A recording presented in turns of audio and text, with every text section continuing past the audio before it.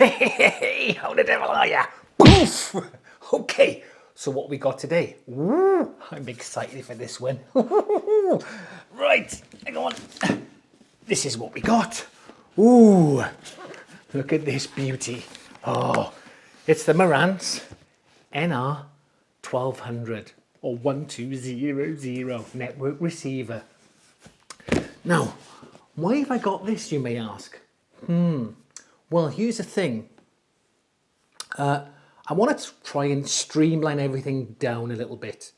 I got, it's just too much kit everywhere. It's all over the place. I've streamed down a teeny bit, but I want to stream down a little bit more. So, in the past, I've had a phono, external phono stage, or phono preamp, and I've also got an external DAC, top in E50, and they do take up some room on your units, don't they? They start cluttering things up. Clutter. So I want to streamline everything down. So I'm hoping that this network receiver will do the job for me. I hope the DAC is good enough and the phono stage is good enough in here to compete with my external DAC and external phono stage. Now, I have said in the past that an external phono stage and an external DAC do tend to be a little bit better.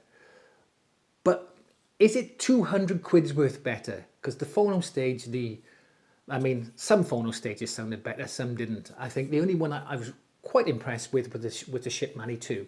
That was very clear, very detailed. But was it like hugely better than the ones in the amps? Not really. Not 200 quid's worth better, I don't think so. I mean, if you're trying to eke every single last little note out of it, then yeah, okay, it's better. But if you're just, pass it, unless you're really sort of listening, you're not going to really notice much difference. The same goes for the DACs. I mean, a lot of modern amps now have decent DACs in them. No, they're not as good as the one in the E50, probably not, unless you buy £1,000 plus amp. So the sound difference, again, is better in the topping, but it's only subtle differences. It's not like, oh my God, wow. So is it worth that extra? So 200 quid for the phone amp, 200 quid for the DAC, that's 400 quid. What am I doing? Now, here's the thing. This in the UK is on sale at the moment. I think on its website, on the Marantz website, this is going for 750 quid. Holy moly. But now I got this on sale with Peter Tyson for 350 quid. And I think you can get it elsewhere. It was around about 599, 699 around there previously. So I got this for a very good deal, 350 quid. I'm very happy for it. Probably because there's a new model coming out this year.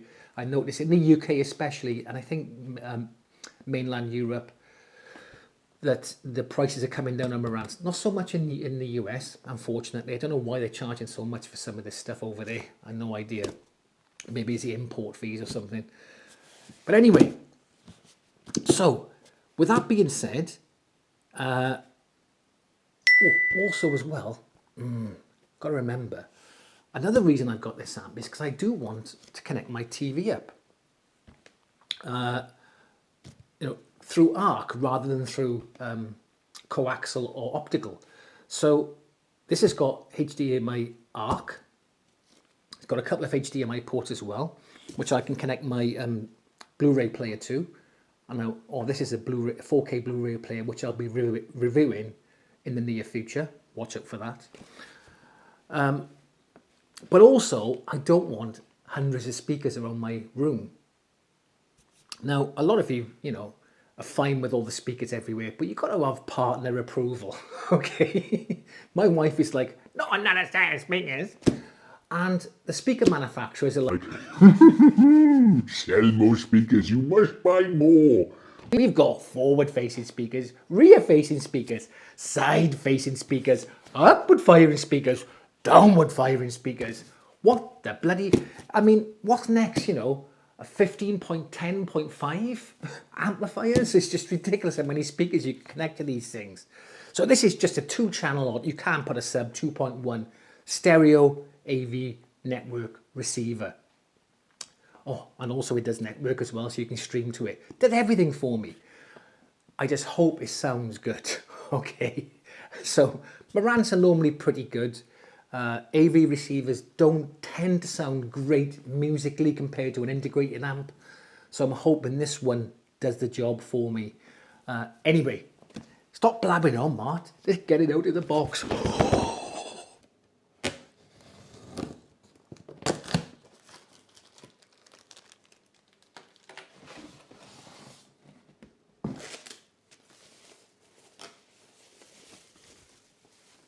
Okay, so here it is.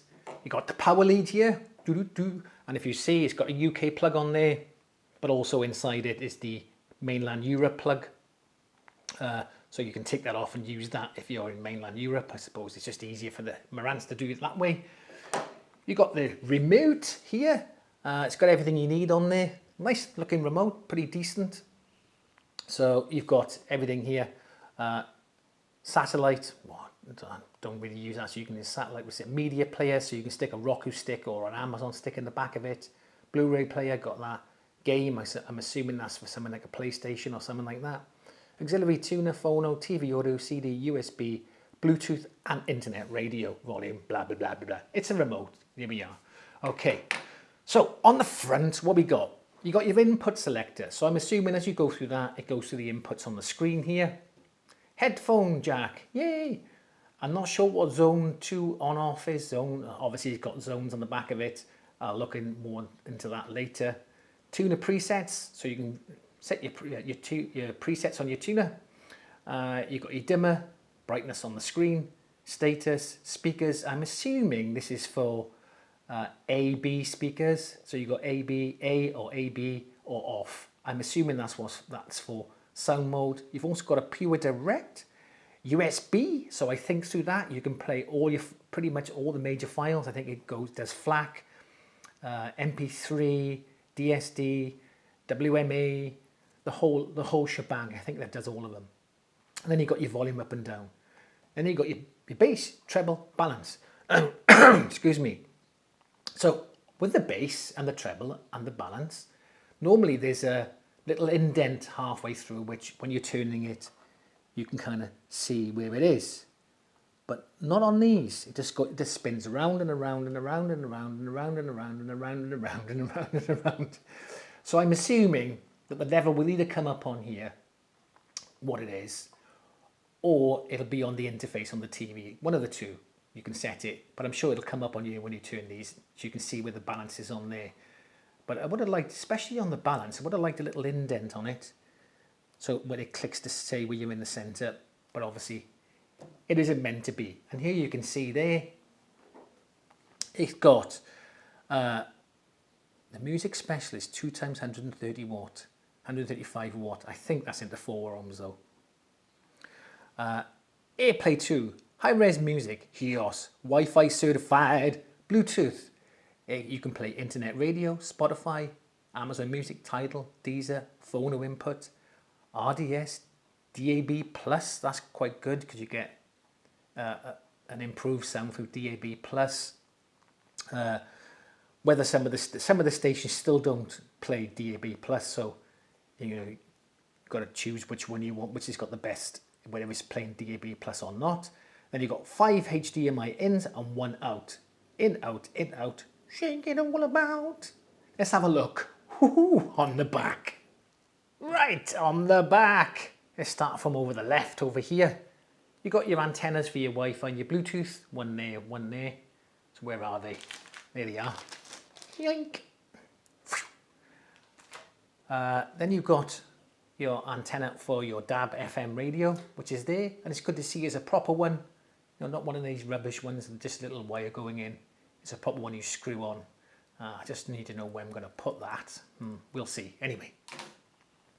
Your phono stage with a ground screw. Yay! Coaxial, optical. Now you can either connect via Wi-Fi or with a lead as well, via LAN. You slot that in there so you get a more stable connection. I'm going to be connecting it via Wi-Fi because my router, or if you're in the US, router, okay, is too far away. Then you've got your inputs here, auxiliaries, whatever, CD, blah, blah, blah. Then this zone 2 is for a power amplifier. So if you want to connect that to a power amplifier, get a bit more juice in it, you can do that through there, your pre-outs. And then you've got your subwoofer pre-outs, and you can connect 2 subwoofers. Oof, ooms. Feel the bass. Okay. Then you got an external remote control you can put on there. Got all your HDMI inputs and your HDMI output. Okay, and you can stick all your stuff in there. Then you got your speakers, binding post A and B, power supply. Let's get it connected up. Here are the apps you can download for the amplifier. So you've got the remote app, and this is just the remote control. So at the top here, if you tap on that there, which I'll do now, okay, you can see all your setup stuff here, your audio, video, network, and all that general stuff like that. And down the bottom then, if you tap this here, yoink, it pops that up there. And you've got your options here, where you can go into timer, your tone, video select, stuff like that. And then sound mode, you got your options here and your remote control there then, which you can use to change the functions on the amplifier. If you click any of these here, it comes up on the TV screen. It doesn't come up on the remote app at all. Then you got the HEOS app. So if we tap that there, it goes into the HEOS app. There you go. So I think you can group them into this here, and then music. You got what have I got? Let's get it back to. I've got it in Amazon Music at the moment. So you can see you've got your AV inputs at the top here: Spotify, TuneIn, Amazon Music, Deezer, Napster, SoundCloud, Tidal, this phone, music service, USB, playlist, blah blah blah blah blah. Okay, so there's quite a lot on there.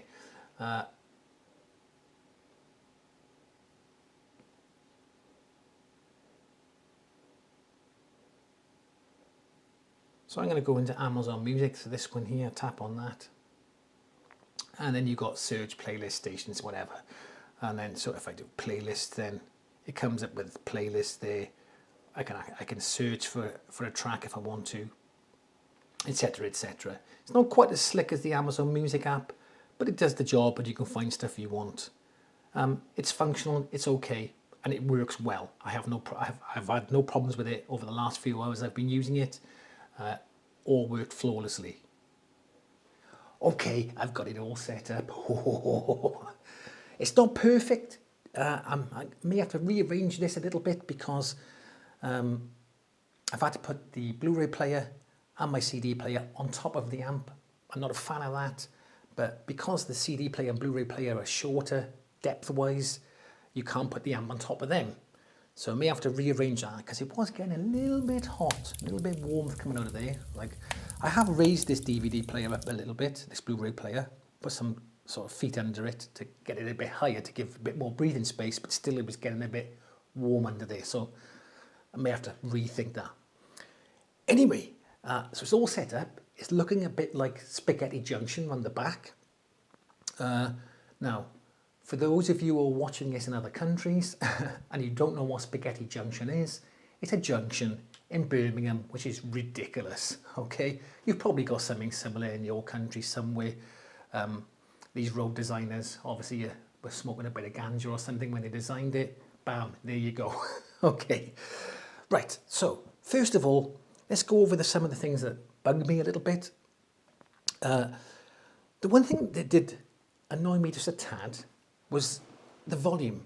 So you've got to turn this volume knob quite a lot to get the volume up. It takes ages to get your desired volume.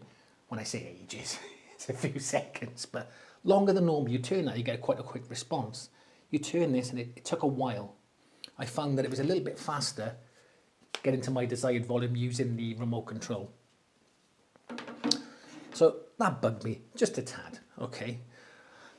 When it comes to TV, movies and things like that, it did a really good job. Now, I use this as my test film. It's Top Gun Maverick, awesome film. And the Marantz performed really well. The bass was good, very clear, very articulate. Voices, even though it's 2-channel, no center channel, the voices were very clear, could easily understand them. If you've got bookshelf speakers, possibly you would need to get a subwoofer, maybe. I may get a subwoofer in future, but with my Daly Oberon 5s, they give out pretty decent bass and I was happy as it was. But I may or may not get a sub in the future. I don't know. When it comes to the radio, the DAB radio was good, a clear signal, no problems with that at all. And the FM was a little bit on the fuzzy side. I found the interface for the tuner a little bit old looking, looked a bit, 1990s, but it was okay and functional. But it doesn't really matter because I'm going to be using internet radio. Internet radio for me is superior to DAB Plus and FM. So I much prefer internet radio, and the TV interface for that was pretty good. So no problems there at all. So far, so good. But how does it sound musically, playing a CD or a record and things like that? Well, obviously I've got to do a sound test comparison, haven't I? Come on. Okay, can't help myself. It's the only way I can get my barometer, you know what I mean? Get my measuring, whatever you call it. Okay? So what I've done, I've played through this CD player here into the AS500 Yamaha and also into this, did a comparison to see how it sounds. Enough of me waffling, have a listen.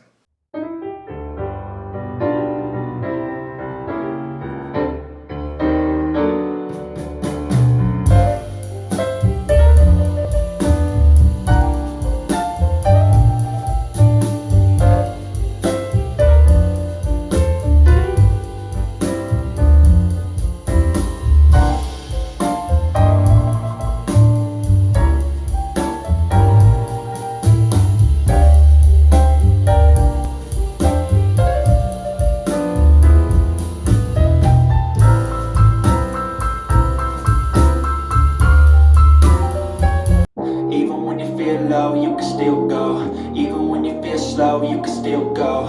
Even when there's no hope, you can still go. I never answer to no, man, I still go. Go, go, go, go, go, go, go, go, go, go, go, go, yeah, go. Hustle hard, hustle every single day. I'll be making moves till I'm buried in my grave. To the system, I don't wanna be a slave. I've been doing shit my way.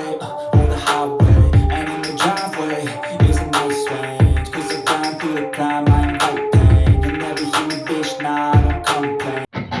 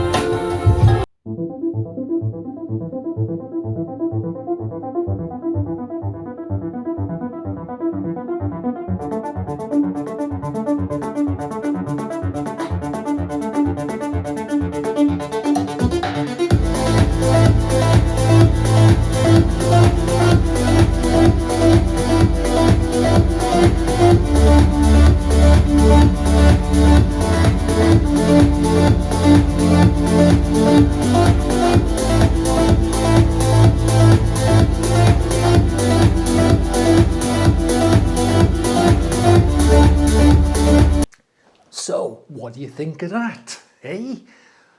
Pretty close, I thought. I think the Marantz did all right.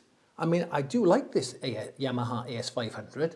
I've been impressed how it sounds, and I thought the Yamaha performed very well.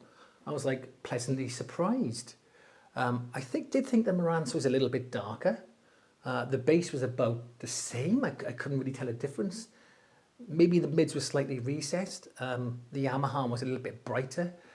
But it depends on what you like, isn't it? You know, if you like the bright sound of the Yamaha or the darker sound of the Marantz.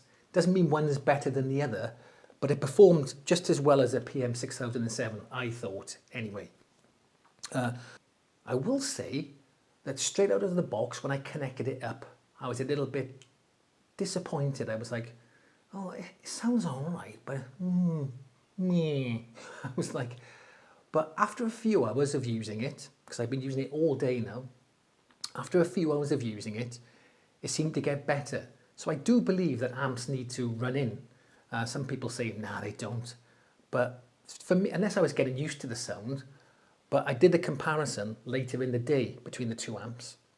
And I think, you know, it's a brand new amp, and when they're brand new, the capacitors need to be heated up and running and whatever. But after a few hours of use, to me, it seemed to sound better. And don't forget, I've only been using it for probably 3 or 4 hours today. So it probably has another, quite a lot of hours left in it to run in. So hopefully it's going to sound even better. Who knows? But you do need, in my opinion, you do need amps to give amps time to run it a little bit before you make a judgment call. Now, please remember that this amp doesn't have any Dolby Digital or DTS or anything like that, okay? Because there's really no need for it. It's a it's a stereo or 2.1 channel amp. You don't really need Dolby Digital or anything like that. It hasn't got it, so just be aware of that. Don't expect to see Dolby on it. Anyway, that's come to the end of the video. And if you got this far, don't forget to give it a like and subscribe if you haven't. Why haven't you? Are you mad? Okay. Really enjoyed using this amp. I'm happy with it. Now I can streamline everything on here. Probably, I don't know if I want to get rid of this because I do like this amp. I don't know. But it is taking up a lot of room here. And again, I don't like the record player. Anyway, that's enough of that. I think it's for 350 quid, it's a lot of amp for the money. Anyway, thanks for watching. I'll catch you in the next one.